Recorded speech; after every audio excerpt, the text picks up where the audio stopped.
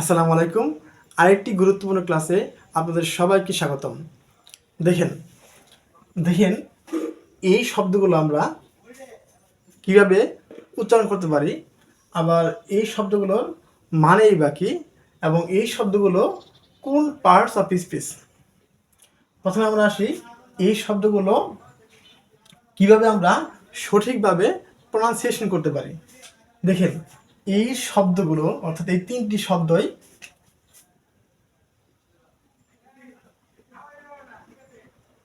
Two অথবা two, অর্থাৎ আমরা সাধারণত যেটা জানি যে এটিকে আমরা টু বলি, এটিকে আমরা টু বলি, এটিকে আমরা টু বলি, কিন্তু না, এই তিনটি শব্দের কারেক্ট প্রনাউন্সিয়েশন সেম।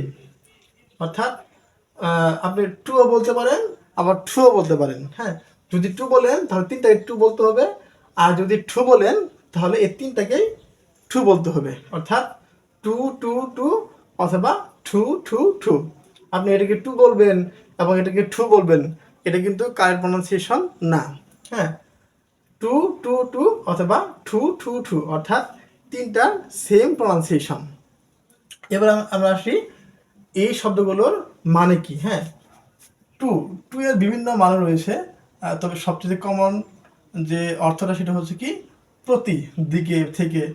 আর টু হচ্ছে খুবই। হ্যাঁ, খুবই বা খুব।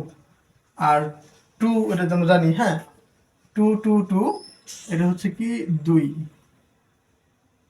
অর্থাৎ এই টু অর্থ হচ্ছে প্রতি বা দিকে বা থেকে, এই টু অর্থ হচ্ছে খুবই, এই টু অর্থ কি দুই।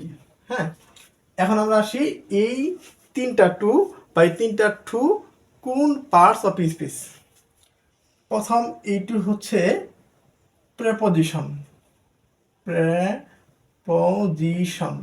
হ্যাঁ, তারপর এই টু অর্থ হচ্ছে, এই টু হচ্ছে অ্যাডভার্ব, অ্যাডভার্ব। তারপর এই টু হচ্ছে অ্যাডজেক্টিভ, অ্যাডজেক্টিভ। হ্যাঁ, অর্থাৎ যদি আপনি উচ্চারণ করেন তাহলে হয় টু উচ্চারণ করবেন অথবা টু উচ্চারণ করবেন, অর্থাৎ তিনটার প্রনাউন্সিয়েশন সেম, টু অথবা টু। আর অর্থ কি, টু অর্থ প্রতি, এই টু অর্থ খুবই, এই টু অর্থ দুই। আর পার্টস অফ স্পিচ কোনগুলো, এই টু অর্থ হচ্ছে, এই টু হচ্ছে প্রেপোজিশন, এই টু হচ্ছে অ্যাডভার্ব, এবং এই টু কি অ্যাডজেক্টিভ। আশা করি বুঝতে পারছেন। Thank you for watching this video up to the very end. See you next. আসসালামু আলাইকুম।